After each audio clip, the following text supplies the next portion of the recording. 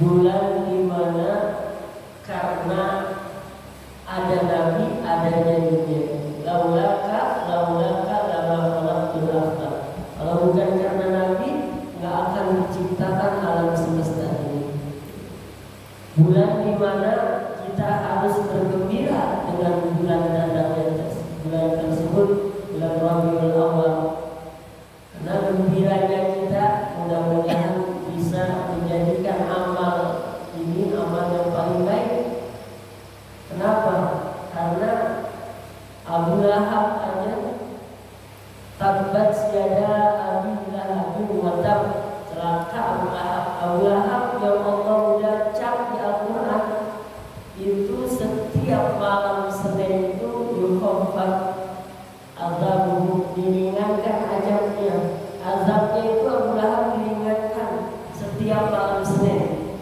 Di dalam kitab Yajibu an Tusohaha karya Sayyid Muhammad Al-Maliki, di dalam kitabnya itu dijelaskan tentang cerita merdekanya seorang budak Suwaibah al-Islamiyah itu dimerdekakan oleh Abu Lahab. Dimerdekakan kenapa? Karena budak ini memberitahukan Abu Lahab kalau saudaranya yaitu Abdullah dan Aminah Juhriyah itu sudah melahirkan anak yang bernama Muhammad.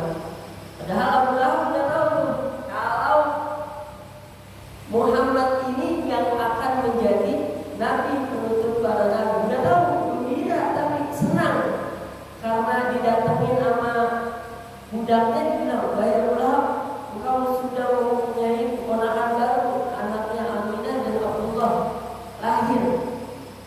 Lalu kata Abu Lahab, "Saya bebaskan kamu karena saya senang." Dalam riwayat itu mimpi ada yang melihat Abu Lahab itu setiap hari Senin ini azabnya diringankan dengan sebab gembira. Seorang Abu Lahab yang nyata-nyata tidak beriman kepada Nabi tapi gembira Allah ringankan. Bagaimana dengan kita?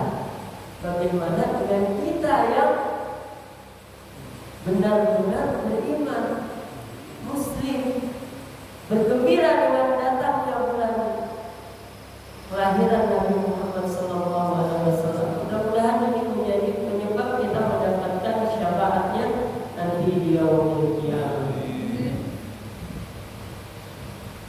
Bergembira bisa dengan cara apa aja. Misalnya masuk bulan Rabiul Awal, kita menjalankan sunnah yang Nabi ajarkan. Di antaranya setiap Jumat kita hidupkan lagi memakai pakaian putih, serba putih setiap Jumat. Itu salah satu sunnah Nabi. Atau senyum, sunnah Nabi juga. Lihat orang senyum, gembira dengan orang, sunnah Nabi. Atau sedekah dengan cara apapun yang baik, kita ingin niatkan menghidupkan sunnah Rasulullah SAW. Itu bisa begitu. Atau dengan membantu terselenggaranya maulid. Ada berapa aja kita mampu. Gak bisa bantu pakai uang, pakai pikiran atau tenaga, menggunakan apa saja. Yang penting kita jangan sampai di bulan Rabiul Awal ini nggak ada andil dalam menyiarkan hari kelahiran Nabi Muhammad SAW. Baik, kita lanjut kajian kita, kitab fikih Riyadhul Barakah karangan Syekh Nawawi Al-Ghazali. Bismillahirrahmanirrahim. Qala al-mu'allifu rahimahullah wa nafa'ana bi ulumihi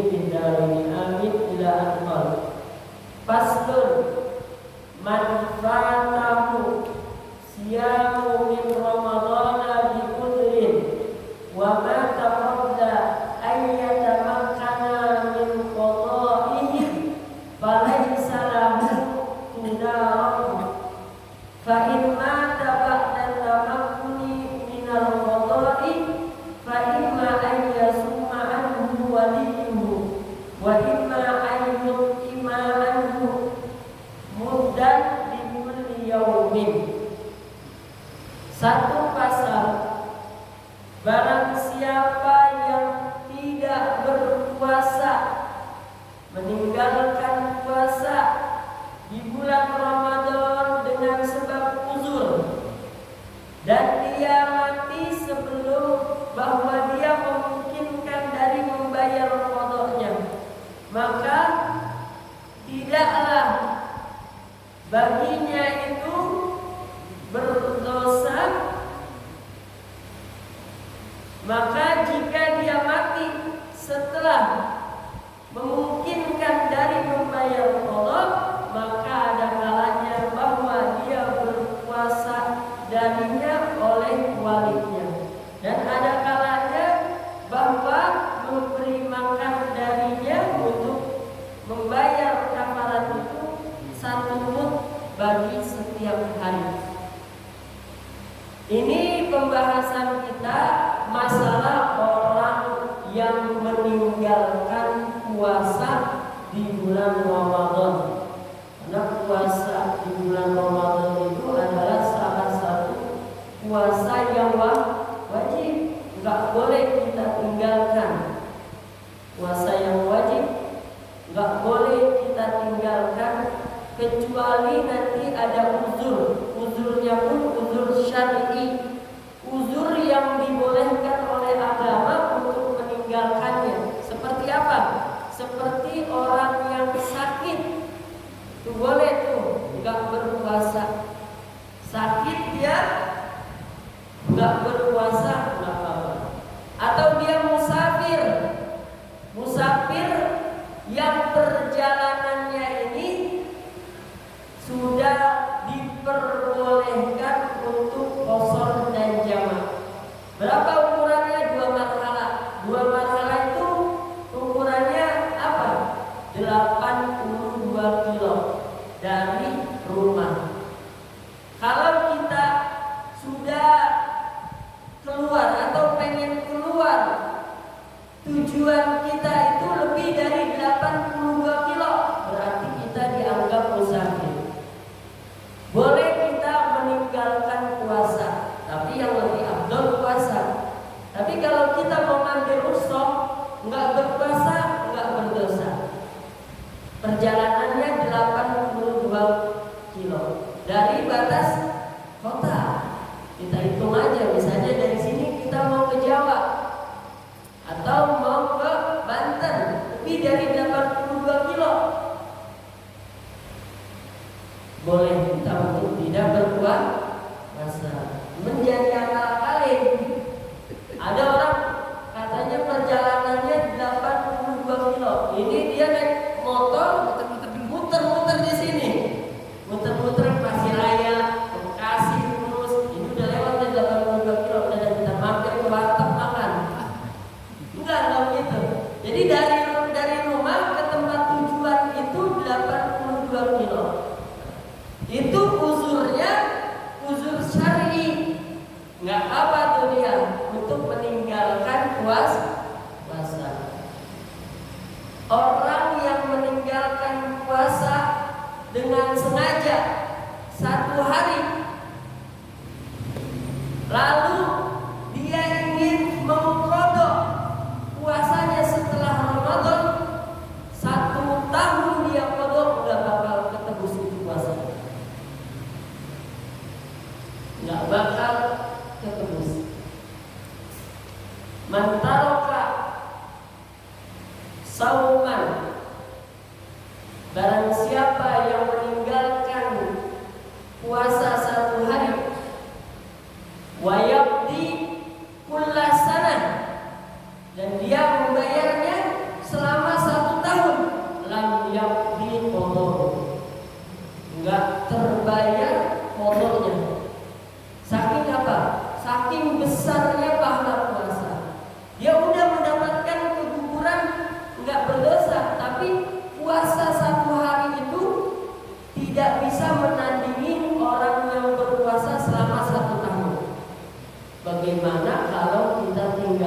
puasa itu 1 bulan penuh. 30 tahun kita nggak bisa membayar. Makanya walaupun lapar-lapar, udah tahan aja. Aus-aus, tahan aja.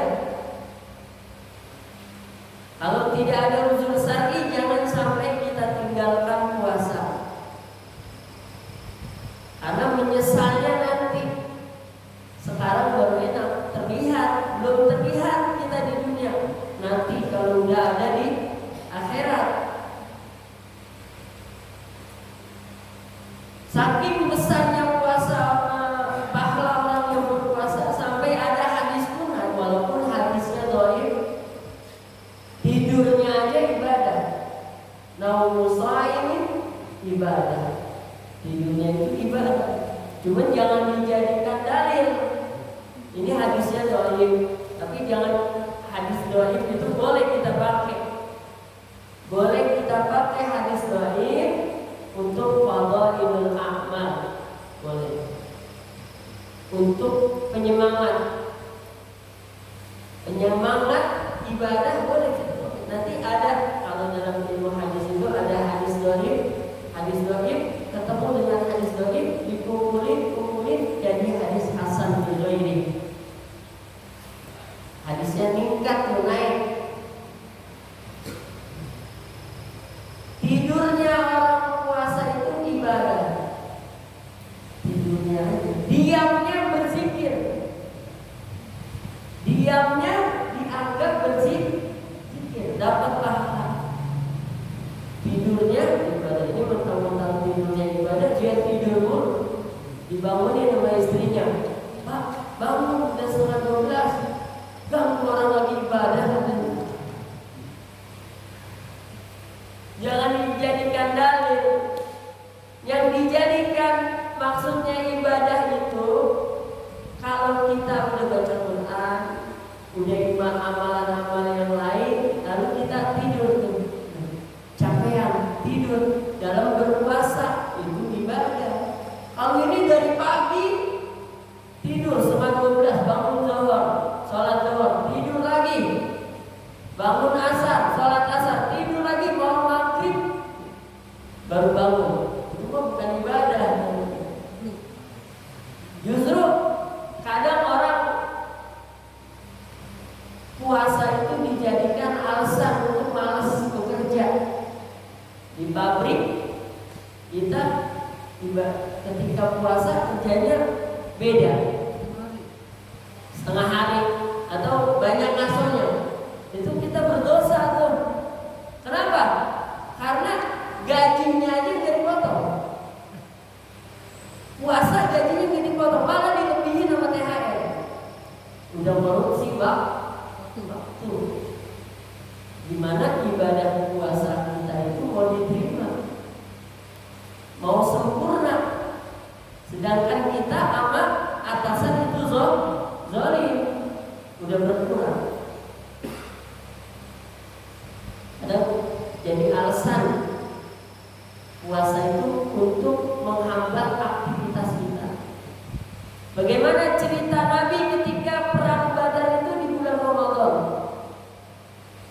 Puasa Nabi tetap, walaupun dalam keadaan jihad. Dan kita bekerja ini jihad juga. Jihad apa? Jihad untuk keluarga. Jangan sampai nilai jihad bekerja kita itu berkurang dengan sebab sifat kita yang malas. Jadi orang yang tertinggal puasa di bulan Ramadan dengan sebab uzur,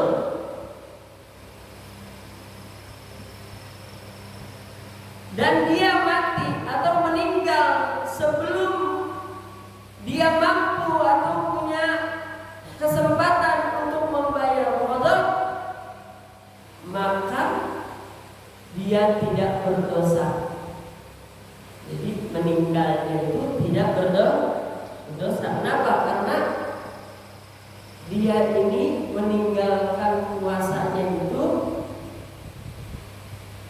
dalam keadaan uzur, baik uzur syar'i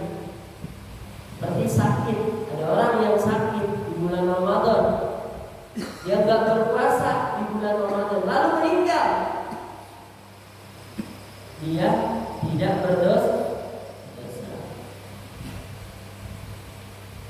Dan mati sebelum dia untuk membayar qadharnya. Maka dia tidak dianjurkan atau tidak dituntut untuk membayar fidyah dan untuk membayar qadar. Siapa yang bayar qadar? Nanti anaknya. Anaknya yang membayarkan qadar. Ini kalau dia uzur, ninggalinnya uzur, ninggalin puasanya uzur syar'i. Berarti dia tidak ada kewajiban anak kalau dia udah meninggal. Anaknya tidak ada kewajiban untuk membayar fidyah dan untuk membayar qadar. Mengqadharkan orang tuanya. Misalnya dia meninggal berapa hari? Meninggalkan puasa 3 hari.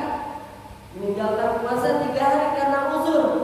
Anaknya tidak dituntut untuk bayar fidyah dan anaknya tidak dituntut untuk membayar qadar.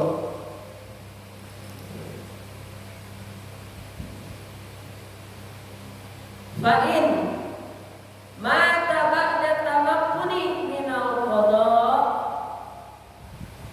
fa imma an yasuma anhu waliyuhu wa imma an yut'ima anhu muddat min kulli yaumin. Maka jika dia meninggal setelah dia memungkinkan dari membayar qadharnya, ada kalanya dia berpuasa oleh walinya, ada kalanya dia memberi makan 1 mud setiap harinya.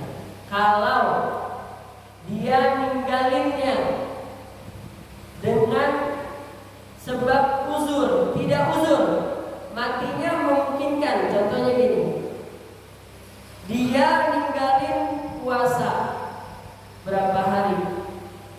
2 hari. Setelah 2 hari ketemu Idul Fitri. Setelah Idul Fitri di tanggal 2 Syawal dia bisa tuh bayar qada. Tanggal 2, tanggal 3 dia bisa bayar qada, tapi dia enggak bayar qada. Enggak bayar qada. Begitu tanggal 4 dia meninggal. Dia meninggal dunia nih orang. Maka anaknya wajib membayar fidyah dan mengqadharkannya. Kenapa? Karena dia ninggalinnya tidak uzur, ada kesempatan untuk bayar. Dia undur tuh, nggak mau bayar. Taunya meninggal. Anaknya berkewajiban untuk membayar fidyah. Berapa bayar fidyahnya? 1 hari 1 mud. Dia ninggalinnya berapa hari puasa? 2 hari. Berarti dia bayar 2 mud. Berapa sih ukuran 2 mud? Ya ukuran setengah liter atau seliter lah. Kalau gampangnya sekarang beliin aja nasi padang. 2 hari berarti 2 bungkus buat bayar fidyah. Anaknya berkewajiban apa? Berpuasa. Berapa hari orang tuanya tinggalin puasa? 2 hari. Udah bayar 2 hari. Ini kalau anak yang agar apa? Agar orang tuanya terbebas dari dosa. Kenapa? Karena orang tuanya ninggalin puasanya itu tidak uzur. Ada kesempatan 2 hari dia belum membayar. Beda kalau dia sakit, itu uzur, enggak kena qada anaknya dan tidak kena fidyah.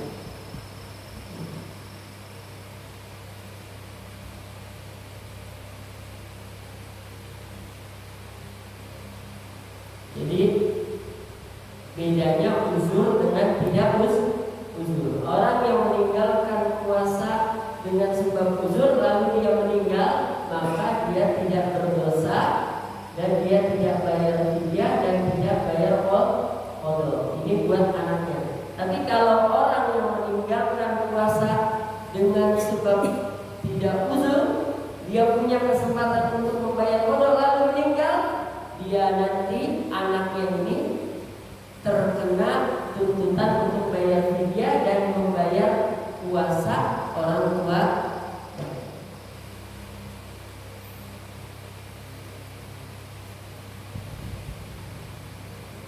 Berapa bayarnya? 1 hari satu buku. Dihitung aja, tinggal dia bayar tinggalinnya berapa? Tinggalinnya 3, berarti 3 buku. Mut itu 1 liter kurang. 1 liter kurang. Gampangnya gini aja, nasi apa? Nasi bungkus. Begini kasih. Ya, kapan kasihnya? Ketika dia setelah meninggal, ini anak berkewajiban untuk ngasih. Siapa yang dikasih? Bisa fakir dan miskin. Orang miskin, orang fakir bisa. 8 asnaf termasuk itu. Tapi lebih diutamakan orang fakir dan orang miskin. Sama kayak zakat fitrah.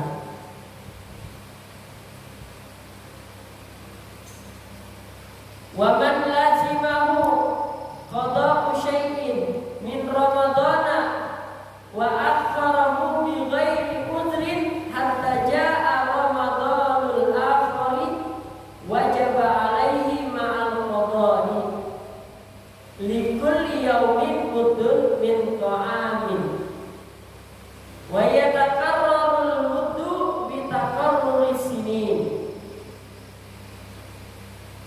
Dan siapa yang wajib oleh qada sesuatu di bulan Ramadan, lalu dia mundur itu dengan tanpa uzur sampai datang Ramadan yang lain, wajib atasnya dia bayar qada dan bayar fidyah. Setiap hari itu yang ditinggalkan 1 mud. Ini misalnya ada orang punya qada Ramadan tahun ini, berapa ninggalin dia? Ninggalin 7 hari. Ini ninggalin 7 hari.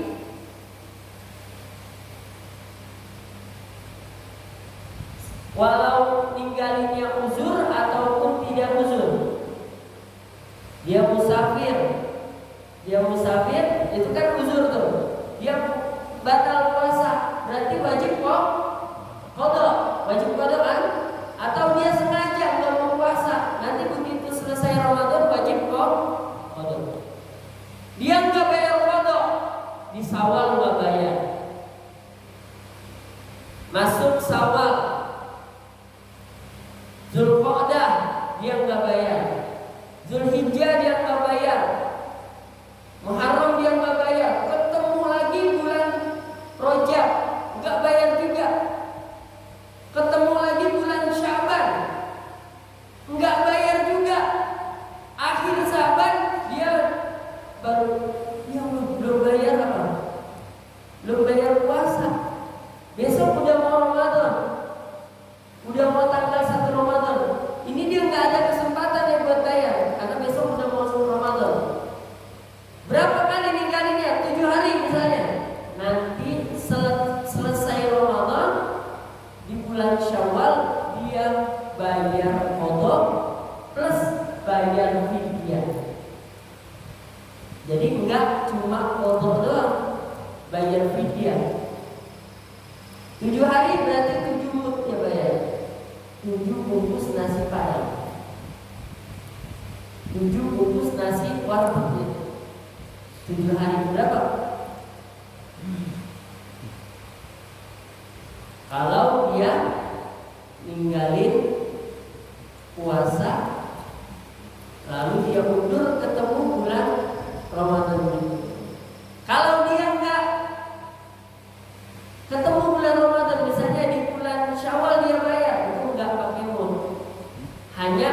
bayar pokoknya saja. Terkena fidyah ketika apa? Ketika sudah bertemu dengan bulan Ramadan berikutnya. Kalau sudah bertemu baru itu kena denda. Kalau sekarang kalau istilah bank itu kena denda, kena ces.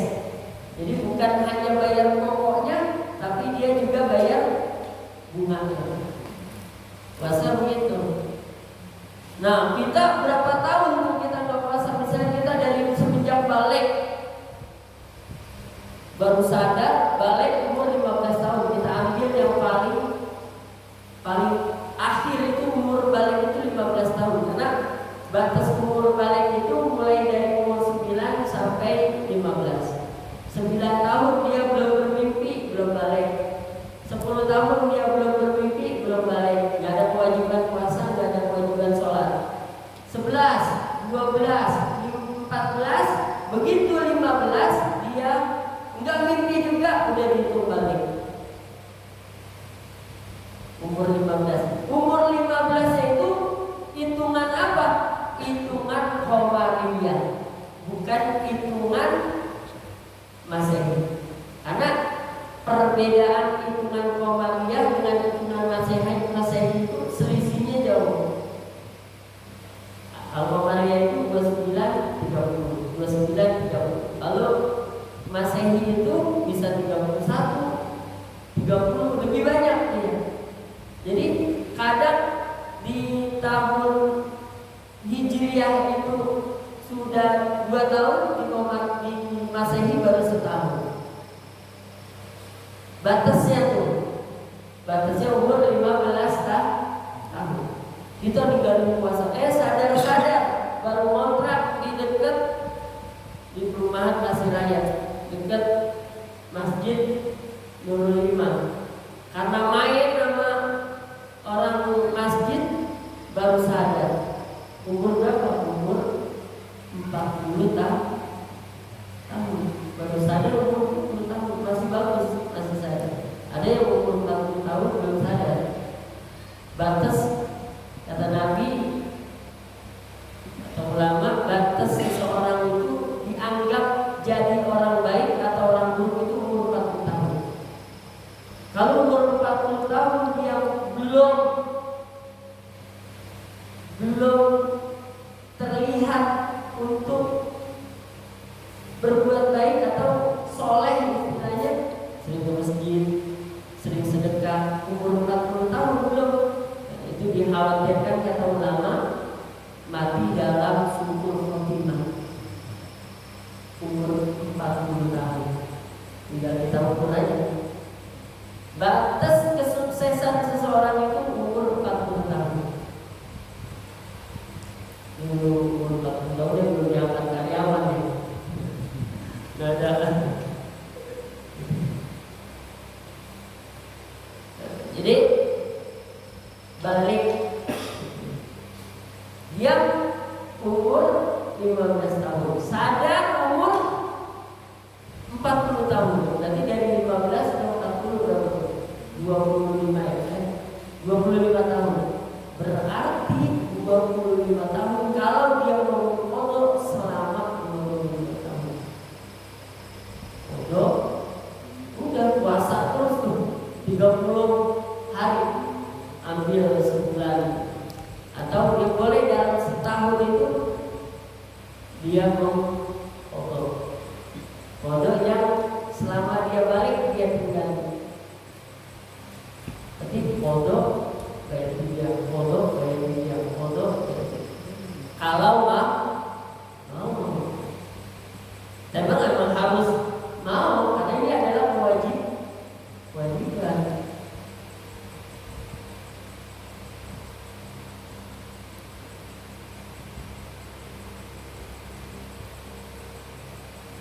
Wa yatakarrarul wudu bi takarrurul sinin.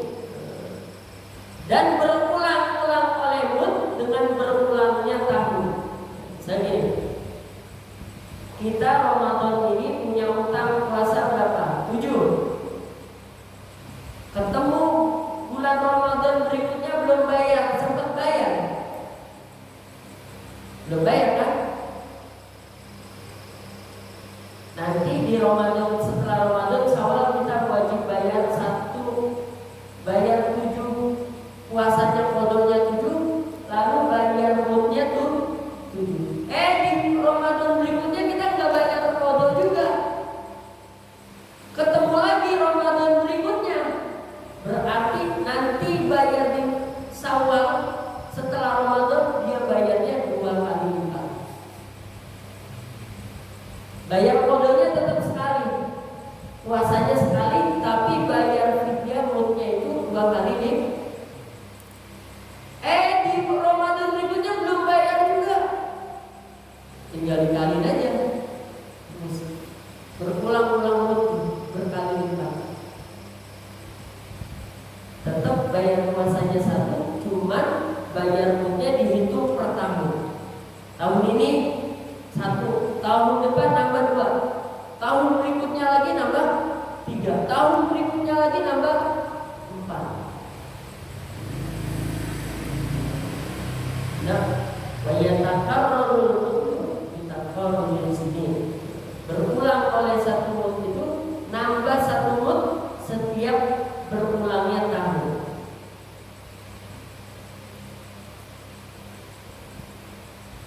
Wa kadza yajibul muddu ma'al qada 'alal hamili wal murdi idza aftarata lil khawfi 'ala auladihi ma faqat.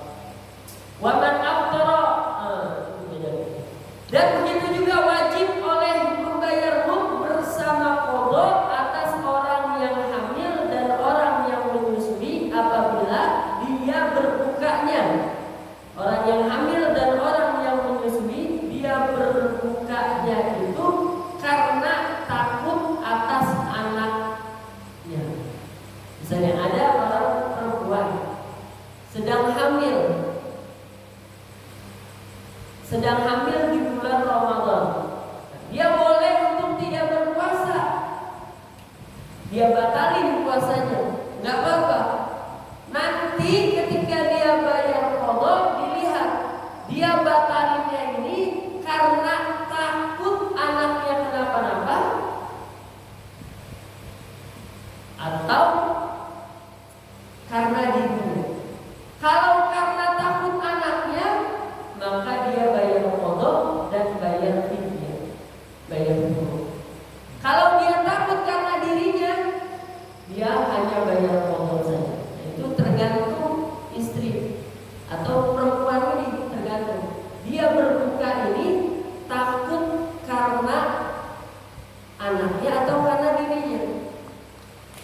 Orang yang hamil dan orang yang menyusui tinggal ditanya, boleh untuk tidak berpuasa. Tinggal ditanya, kamu buka puasa ini karena emang diri kamu takut udah kuat karena dirinya atau karena anaknya?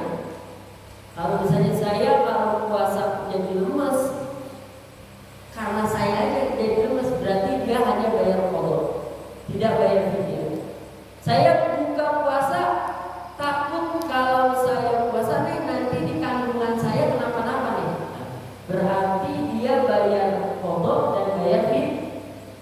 Saya kalau puasa nanti nyusuinnya terganggu anak saya, berarti dia bayar qada dan bayar fidyah. Itu bedanya. Nah, tergantung siapa yang istri atau perempuan ini, tergantung. Kalau dia takutnya karena dirinya, dia hanya bayar qada. Kalau dia takutnya karena anaknya, maka dia bayar qada dan bayar fidyah.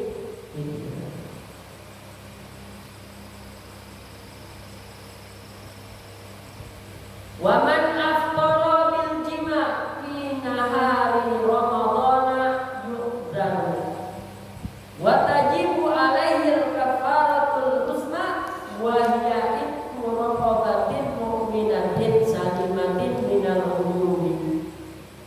Fa in lam yajid fasyamu syahraini mutatabi'aini fa in lam yastati fa it'amu sittina miskinan likulli minhum muddun min ta'amin.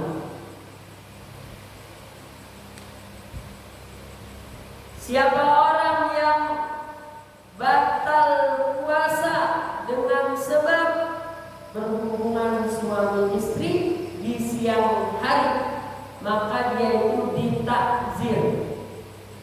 Takzir itu dihukum ada dengan diberi peringatan atau dicambuk. Ditakzir kalau sini karena kita nggak bisa. Ini dia batal dengan sebab jima dan wajib atasnya oleh kafaratul uzma. Kafaratul denda yang sangat besar, denda yang sangat berat. Apa itu dendanya? Itqu raqabatin mu'minatin salimatin minal uyubi. Memerdekakan budak yang tidak ada cacat. Kalau sekarang udah nggak ada perbudakan, sudah Nabi hapuskan di zaman Nabi, nggak ada perbudakan. Ini kita baca untuk dita'abbud, untuk ibadah saja, karena prakteknya udah nggak ada. Fa'ilam yajid, kalau dia nggak bisa mendapatkan budak sekarang, fasyamu syahraini mutatabi'aini, maka kafaratnya itu dia berpuasa 2 bulan berturut-turut.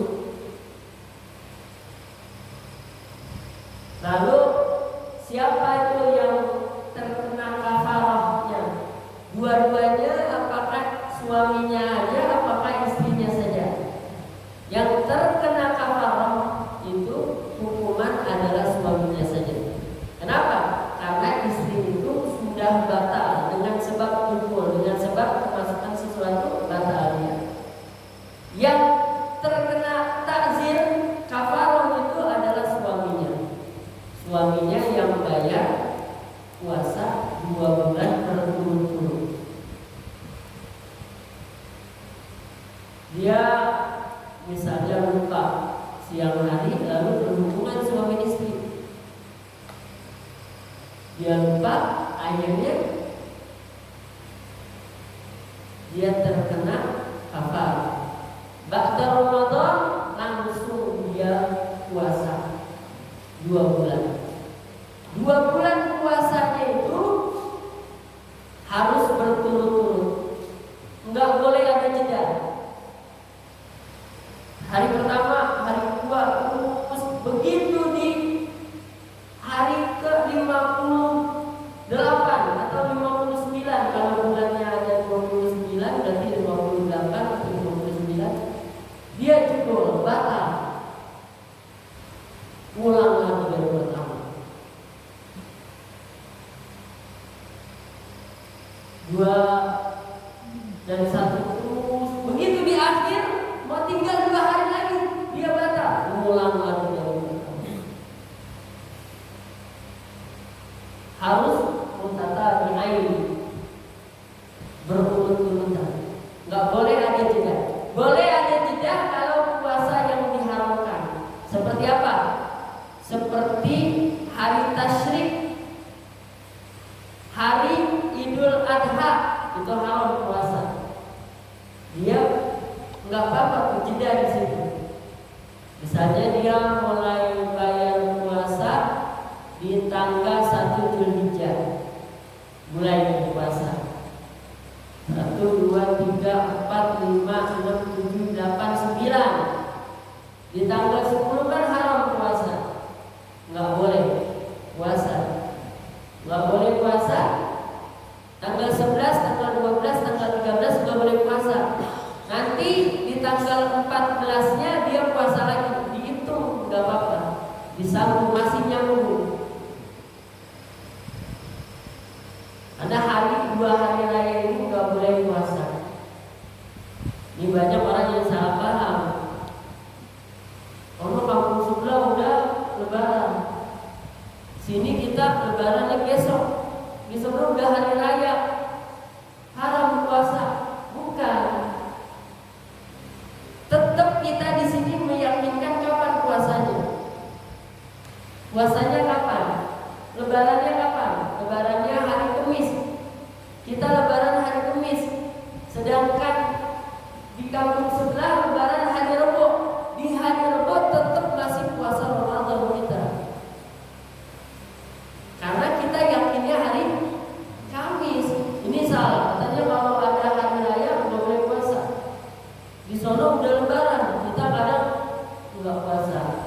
Itu salah.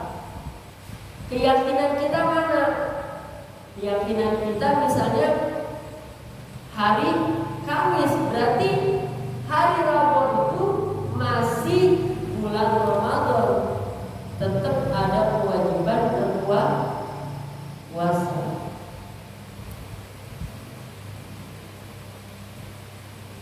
Kalau dia nggak dapat budak, lalu dia berpuasa selama 2 bulan berturut-turut.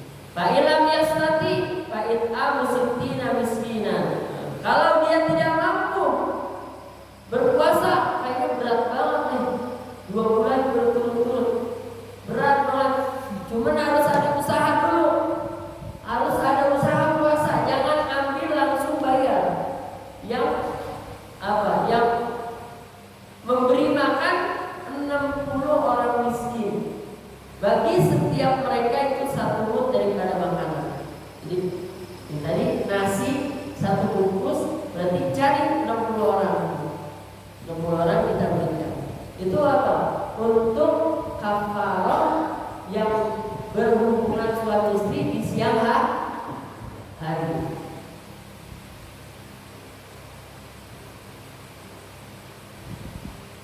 Wallahu a'lam bishawab.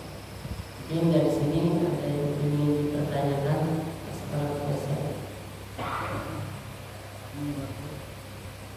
Tapi hubungan makanan siang itu begitu berat, ya hubungan yang berat ya. Seandainya kita nggak tahu ilmunya itu gimana? Kalau jahil, kita nggak tahu ilmunya, sebelum kita tahu ilmunya, kita nggak tahu ilmunya itu gimana? enggak, itu gimana? Kita misalnya nggak tahu kalau berhubungan itu dapat membatalkan puasa dan kafarahnya berat. Nggak tahu, jahil nggak tahu, benar-benar nggak tahu kita. Ya udah, nggak apa-apa.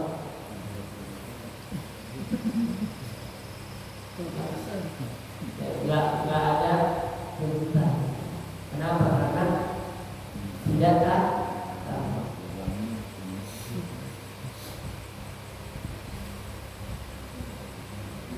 Ada lagi tidak?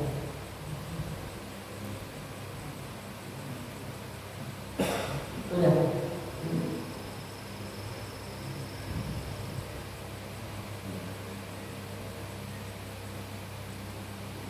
Kita cukup.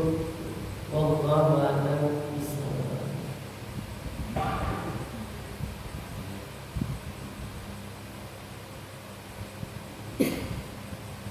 Bismillahirrahmanirrahim. Alhamdulillahirabbil alamin. Hamdan yu'affi ni'amahu wa yukafi mazidah. Ya Rabbana lakal hamdu kama yanbaghi li jalali wajhikal karim wa li 'azimi sultanik.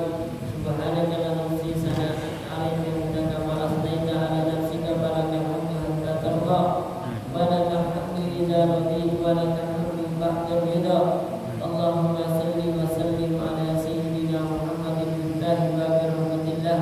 Adana ma fi ilmillah salatan wa salaman daimaini bidawami mulkillah wa ala alihi wa sahbihi. Allahumma ighfir lana dhunubana wa liwalidina warhamhum kama rabbawna shighara.